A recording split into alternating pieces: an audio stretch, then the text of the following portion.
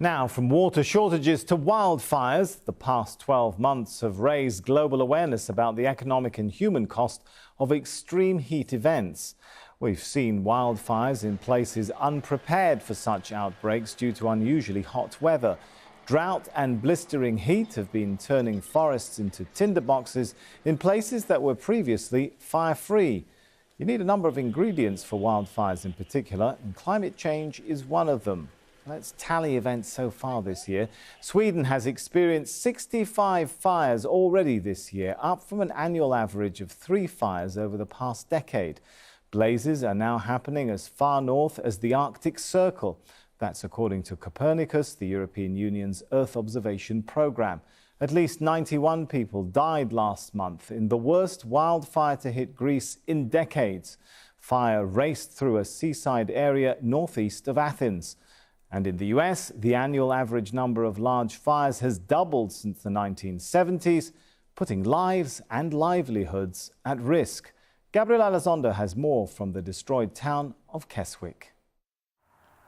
The entire community of Keswick, California, has been turned to ash. Nothing remains.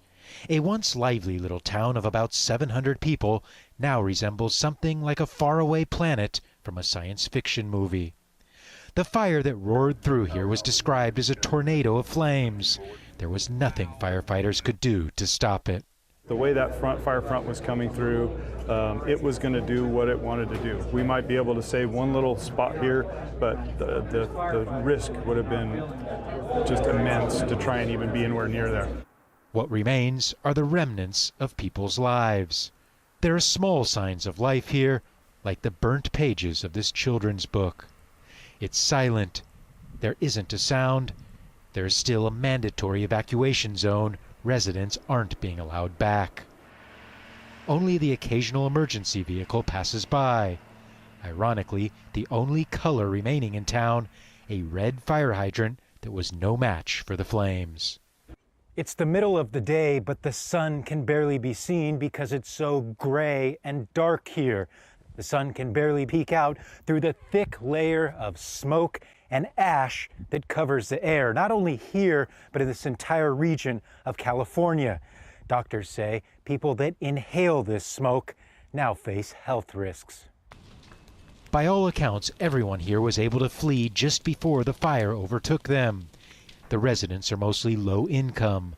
The future of the historic town is now in doubt. I don't know if they'll have the resources to rebuild.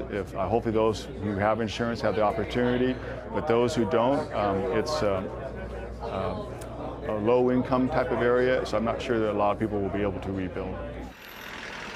If they decide to rebuild, it will be a new town because the old one simply no longer exists.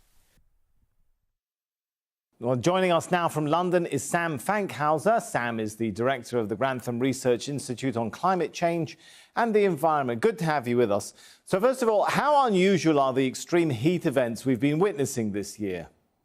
Well, at the moment, these events still feel slightly unusual. We sort of talk about record temperatures, certainly in the Northern Hemisphere. But if we start looking forward and factor in climate change, this will become the new normal. There are predictions that the kind of heat we have this year, we might experience every other year from about 2040 onwards. That's quite scary. You mentioned climate change there. How is it linked to climate change? Break it down for us. Well, there's quite a clear link between the probability of having a heat wave and climate change. The climate or the weather sort of fluctuates, but you add a stock of temperature on top of that fluctuations, and we are about 1 degree warmer now on global average than we were in pre-industrial times, 100, 200 years ago.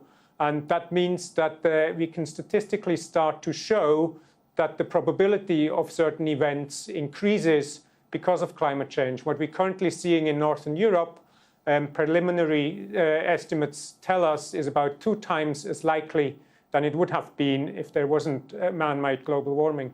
What sort of heat events should we expect to occur every other year going forward? More of the same or something even more a little intense? It could probably even become more intense, and we shouldn't just talk about only heat and temperature. Climate change changes a lot of variables that can be dangerous to us. We will see more drought events, and that can be really, really disruptive. We can look at Southern Africa, the Cape region at the moment, where water is in very, very short supply, and that causes huge disruption and damage. We might have too much water in other instances, extreme downpours, flooding events, hurricanes, typhoons. We've seen examples of that in the US a year ago with hurricanes like Maria and Harvey. We see it in Japan at the moment. Again, there are very high damages associated with too much water, as much as damage from not enough water. So then, of course, you have the heat waves. So just listening to you speak there, one assumes this will be very disruptive to current patterns of economic activity, right?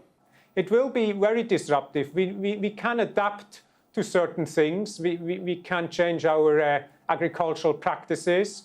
We can plant different crops. We can air condition our houses. So it's a lot of things we can do, but it will ultimately be very disruptive. We will have to change our infrastructure, the way we do things. Infrastructure is very long-lived.